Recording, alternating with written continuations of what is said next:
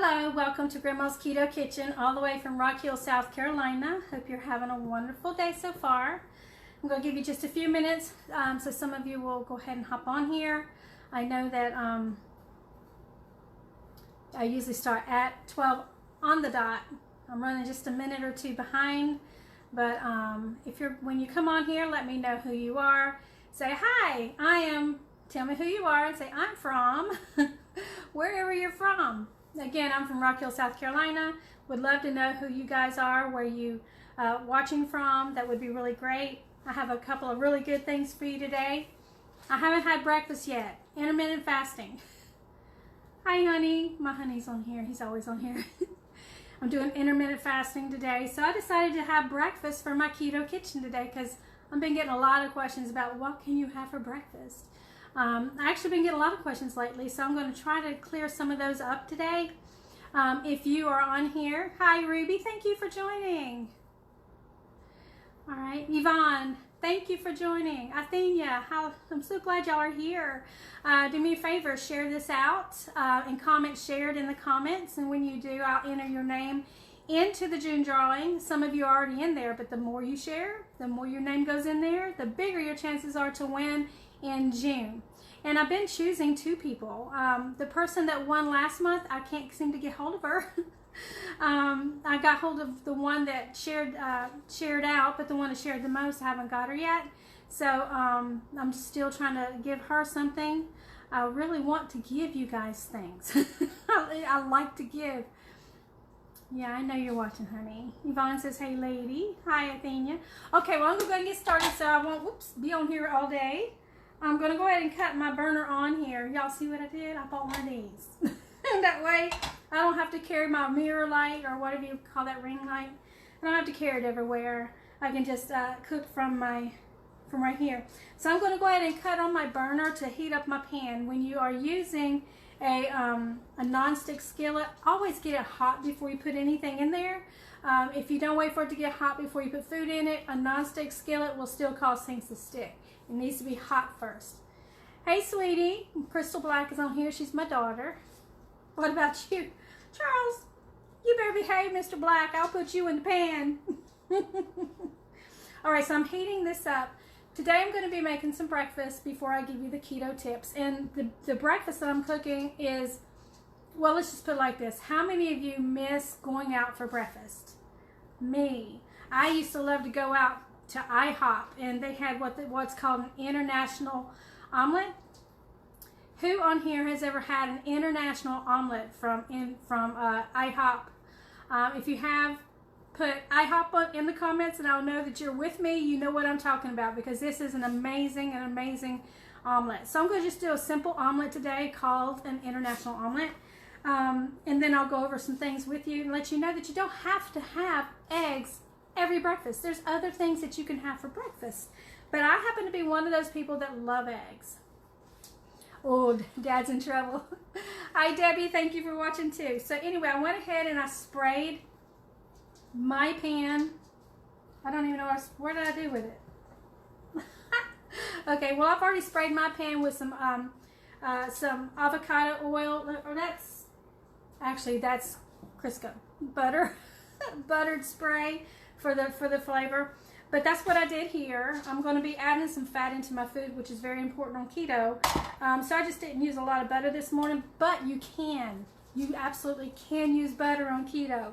I'm just going to cut this thing down a little bit because I haven't had nothing to eat. I have 2 eggs in here. 2 eggs. I'm going to beat them. Here is a really good tip. If you like fluffy omelets and you're like, my omelet is always just so flat. The more you beat it, don't beat it until it's whipped cream, but if you beat it until you see it frothy, then you're beating air into your eggs. And when you do cook your eggs that way, they will actually they'll fluff up for you and be a fluffy omelet. So I'm going to just do this for a few minutes. While I'm doing that though, fluffing this up, I'm going to go ahead and add in some things into the frying pan. I do things a little bit differently when I am cooking. I've got like a tablespoon and a half of onion, and I have 1 ounce of ham I'm going to be putting into my omelet. I'm just going to go ahead and saute them up just a little bit while I'm getting my egg ready. There we go. I'm just going to let them cook just a little bit. And to my omelet, I am going to add, because remember it's an international omelet, I'm going to add not just salt and pepper, but I'm going to add a little bit of onion powder, a little bit of garlic powder to mine. Hi, Yuka. Thank you for joining. And Miss Ruby. You've never heard of an international omelet. Miss Ruby, you will like this. Okay, so I've beat my egg up until it's a little bit frothy. I've beat air into it, basically. So the next thing I'm going to do, and this here, some people know about this and some don't. I've been doing this since I was young, and my dad used to say, how do you get your eggs so fluffy? Even scrambled eggs, because I do this with scrambled eggs. I do this to eggs unless it's just fried. I put sour cream in mine, and the reason I do that, and you can't taste the sour cream, you guys, if you don't like sour cream, but what it does, it almost doubles your egg. So if I put 2 eggs in here, it'll look like 3 eggs by the time I put it in there. So for 2 eggs, and I'm going to eyeball it, but I'll tell you, I mean, I don't usually measure it. I'm going to put maybe a tablespoon for 2 eggs of sour cream in there, and then I'm going to beat that in. It just makes it a really nice fluffy egg, and like I said, it kind of doubles the how much it is. Hi, T.R. Young. T.R. Young, I don't know your first name. Can you tell me who you are? Just give me your first name. All right, so I'm going to add that in. I'm going to put a little bit, and I'm eyeballing this, you guys. This is only 2 eggs. So I'm just going to do like a couple of shakes of garlic powder, a couple of shakes of onion powder. I like pepper. So I'm just going to pour a little bit of pepper in there, and y'all do this to, you know, your taste, whatever it is you like, but I like pepper. So I'm going to put some of that in there, and you know me, I like my pink salt. I want to eyeball it before I just stick it in there. Alright. Alright, so I got this ready to go in the pan. Now when you're doing an omelet, you don't want to ever cook an omelet on high, because what you're going to do is burn it. The thing you want to make sure you're doing with an omelet is you want to get it cooked thoroughly through. So the best thing to do actually is to turn it down to a medium low and cover it.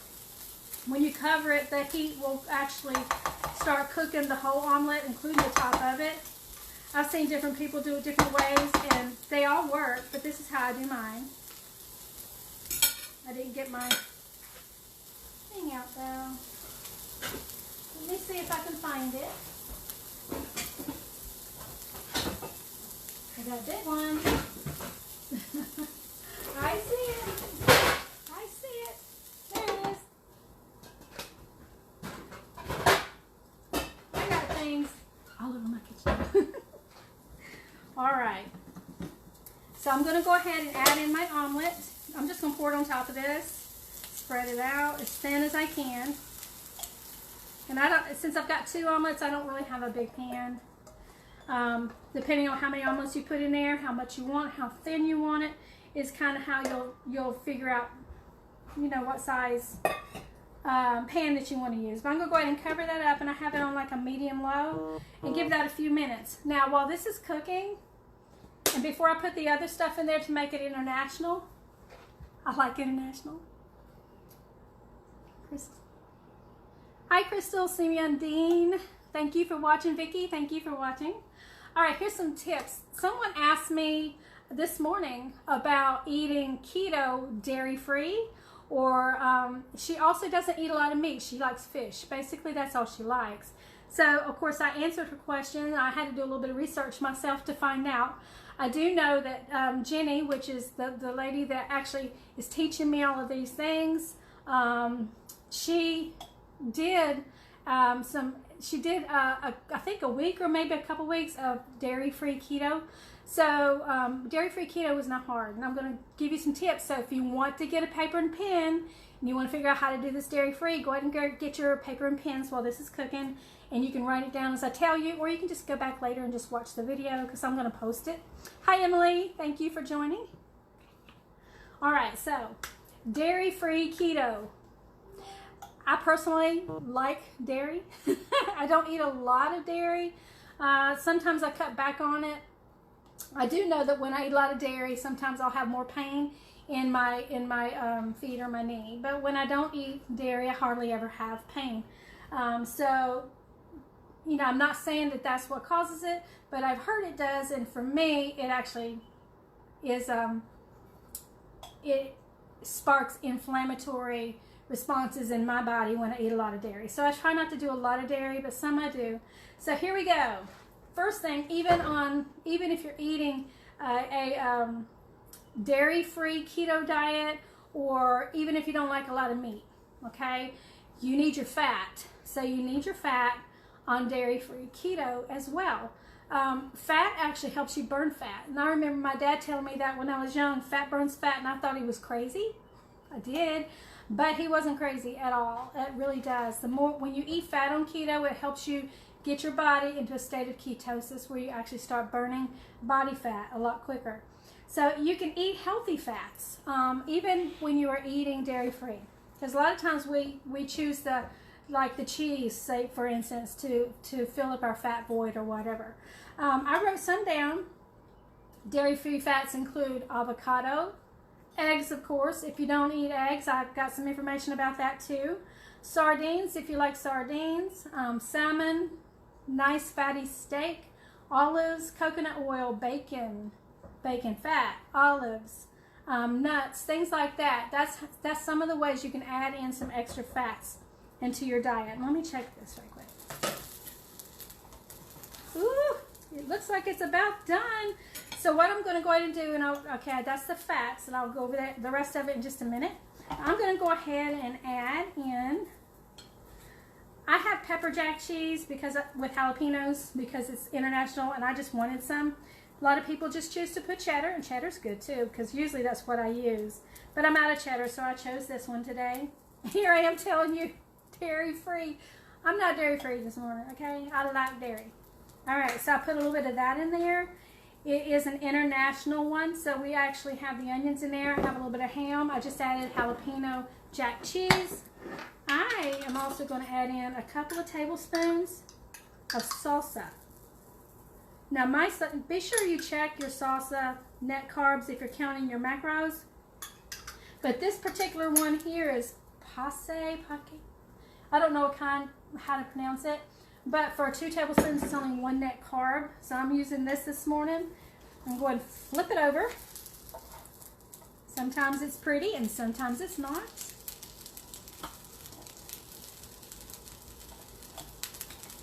All right. I'm just going to leave it here for a minute to warm up the salsa, and I'm going to go ahead and plate it. When I put it on the plate, what I'm going to do is I'm going to add a little bit of this on top because it's pretty and I like it. And it's real low in carbs. And then I'm going to put some sour cream on the side. And that is called an International Omelet. Every time I used to go to IHOP, I would actually buy that one because that was my favorite omelet. Of course, with the pancakes, and I can still do that. I can make keto pancakes. Keto pancakes are really good. You can scroll down through my feed and you can see the chaffle waffles. They're really, really good with some syrup on there, sugar-free syrup. All right, so I think it's done. Let me pour it in.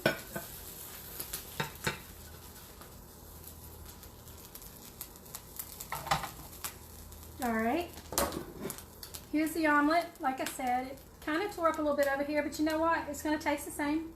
I'm going to add on just a little bit of this, and I'll show it to you. Like I said, I really do like salsa. It's one of the reasons I love the International Omelet. And I'm going to put some of this on the side, my sour cream.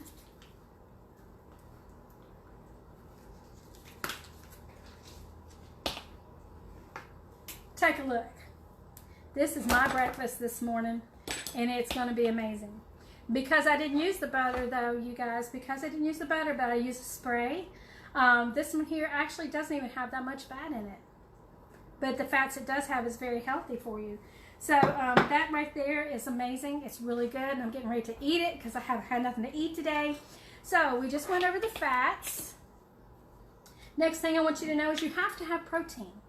You know, the lady I spoke to this morning, bless her heart, she only eats fish, and it could be medical reasons. Maybe she just don't like anything but fish, which is fine. You can definitely do a ketogenic diet without eating a bunch of meat, which not too many people are saying, but you can. You can definitely eat it. She likes fish, so let's just say fish is the only one you like.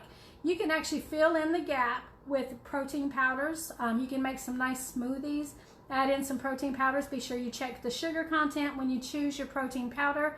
I use unflavored whey powder when I make smoothies. That way it does not adjust or it doesn't alter the taste of my smoothie. So I put that in there, and I still have my protein, so you can use that. You can also put protein powder in recipes to up your protein if you need to. And of course, you know, choose whatever meat that comes in the form that it was created in, whether it be chicken or fish or beef or pork or whatever kind of meat you like. If you don't like it, just fill in. You can actually Google or YouTube proteins that are good on keto without having to eat a bunch of meat. So make sure you have your protein though, okay? And then the third thing is you need your vegetables. On this here, I have vegetables. I have like a tablespoon, a little over a tablespoon of onions. I have the salsa, which is vegetables. It's tomato. So, you know, make sure you have your vegetables. If you're eating like salads, you can have like a couple of cups of that. You can add in some cucumbers, some celery. Not too many people on keto eat carrots. If you do, eat it in moderation. It is higher in the sugar content, kind of like onions. Just be careful with it. But you can have vegetables. So here's my suggestion on making or building a keto-friendly plate. It's not hard. What makes it hard is when you start adding in like the almond flours, coconut flours, and making all the recipes. But in the beginning, my suggestion to you to get started is make it simple. Just keep it simple. Start with your protein. Get yourself some protein on your plate. After you get your protein, then look for your vegetable. You can actually Google low-carb vegetables, keto-friendly vegetables, or you're welcome to just ask me and I'll help you.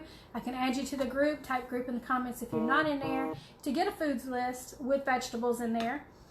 So you get your protein, then you add your vegetables to that.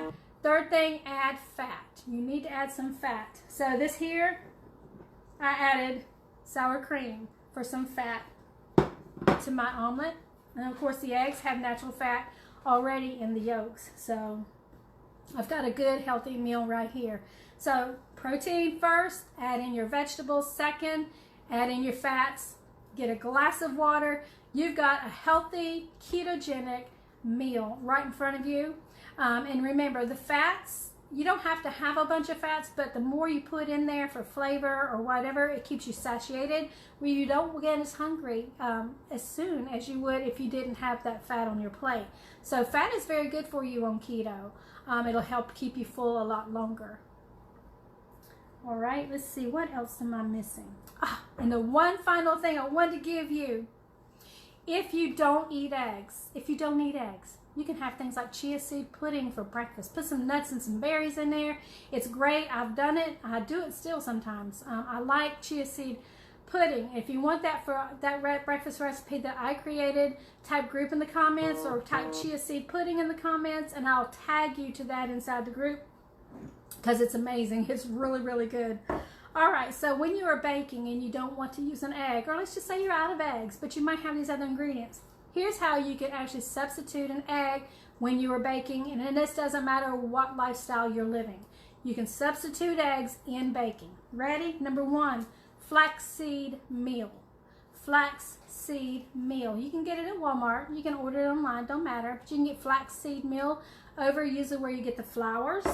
1 tablespoon flaxseed meal mixed into a recipe will replace 1 egg in your recipe. The next one is chia seeds, which I love chia seeds. So for chia seeds, it'll take 1 tablespoon of chia seeds plus 3 tablespoons of water for 1 egg. So one tablespoon of chia seed plus 3 tablespoons of water to replace 1 egg in a recipe. Baking soda and vinegar. I've never heard this one here, but baking soda and vinegar. If you have 1 teaspoon of baking soda and 1 tablespoon of vinegar. It will replace 1 egg in a recipe. Okay, 1 teaspoon of baking soda to 1 tablespoon of vinegar will replace 1 egg. Greek yogurt, I didn't know this, but Greek yogurt. And on keto, you want to get full fat. If you're not doing keto, you're doing Weight Watchers or something like that, then get the plain, or, if you're on a low-fat diet, just get the one that works for you. But 1/4 of a cup of unsweetened Greek yogurt will replace 1 egg in a recipe, which is amazing. All right, and then we have carbonated water. I did not know this, but you guys, carbonated water will replace an egg in your baking. So 1/4 of a cup of carbonated water will replace 1 egg when you are baking. Also, I read that it will fluff it up because it adds air bubbles inside of it. So if you want something fluffy, like fluffy bread or a fluffy cake or whatever it is you're baking, you can put 1/4 of a cup of carbonated water into your recipe instead of an egg. And the last thing, if you don't drink milk on keto, that's fine. We don't suggest you drink regular whole milk on keto anyway. If you do it in moderation. But we mostly drink unsweetened coconut milk and unsweetened almond milk. It's the 2 milks that we usually drink on keto. I like coconut milk is my favorite, but I use them both in this household. I like them both. So anyway, hi Tina, thank you for joining. Okay, Ruby wants the chia seed pudding. Ruby, I will tag you to that as soon as I eat my breakfast.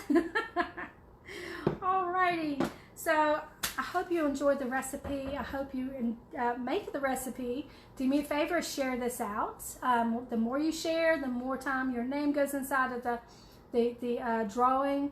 And then at the end of June, of course, I draw winners. I draw 2. One for the person, everybody's name that shares, even one time, your name goes into the drawing.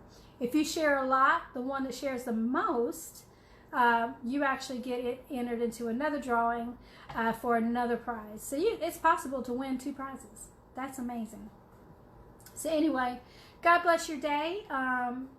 I hope you have a wonderful day. I gotta hurry because I got one grandson getting ready to go to the school because he's getting ready for graduation, and tomorrow he graduates. Yay! Michael Thomas. He's graduating. That's my grandson, and I am so proud. So you guys have a wonderful day, and I will talk to you soon. Bye, you guys. I'm going to try to reach over